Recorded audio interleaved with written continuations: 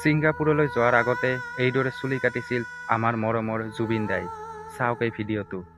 পৰহিলৈ আমি ছিংগাপুৰ যাম একেলগে। তই কথা পাতিলে নাই? কি কৰি আছা? মই জুতিনিয়াৰীত থাকো এতিয়া। ইয়াত যাওঁ মই। তাৰ মোৰ লগতে কাম কৰি আছো। চিনেমা গান। তুমি গান গাইছিলা ন? গান গাই নামটো কি আছিলে? অমৃত প্ৰভা। আচ্ছা, তোমাক চাইছিলো। গৈছিলো তাই ষ্টেজতো গাই, তাই চিনেমাতো কৰিছিল। এতিয়া কালি পৰহিলৈ আমি ছিংগাপুৰ যাম একেলগে। তই কথা পাতিলে নাই? জুবিন দাই চুইমিং কৰা ভিডিঅ'টোত কি ক'লে শুনক। এটা কথা লক্ষ্য কৰিব, জুবিন দা যেতিয়া পানীত নামিছিল তেতিয়া লগে লগে তেখেতৰ গাটো সম্পূৰ্ণ বেয়া হৈ আহিছিল। এয়া চাওক, তেখেতে চুইমিং ৰিঙত উঠিব খুজিও বিফল হ'ল আৰু লগে লগে শুই পৰিলে। যদিহে তেতিয়াই ওচৰত থকাসকলে তেখেতৰ স্বাস্থ্যৰ কথা বুজ লয়, লগে লগে উন্নত চিকিৎসাৰ কাৰণে লৈ যোৱাহেঁতেন, আজি তেখেত আমাৰ পৰা হেৰাই নগ'লহেঁতেন।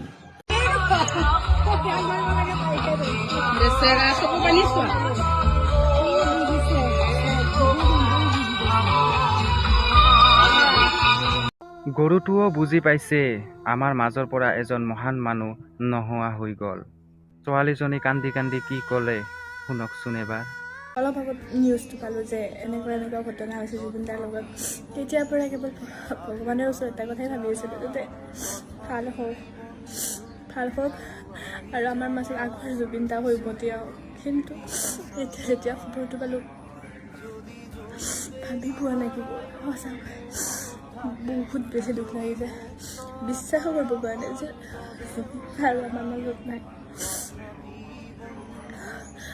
কোনো বিশ্বাস কৰিব নোৱাৰি এই কথাটো। হঠাৎ এনেকুৱা এটা ঘটনা হৈ গ'লে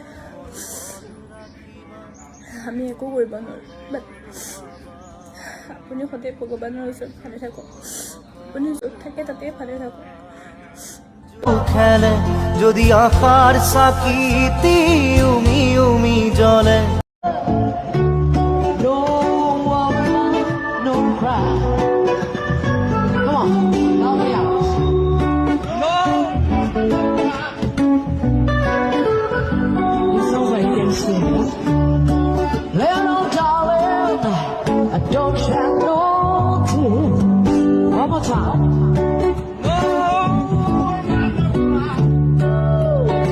আৰু এয়াই আছিল জুবিন গাৰ্গৰ শেষ নিশা।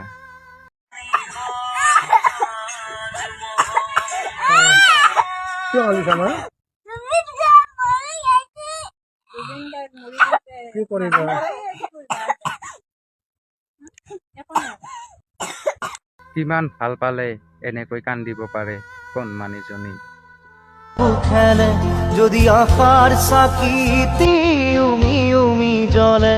অসমৰ ভূমিত জুবিন দাৰ অন্তিম যাত্ৰা।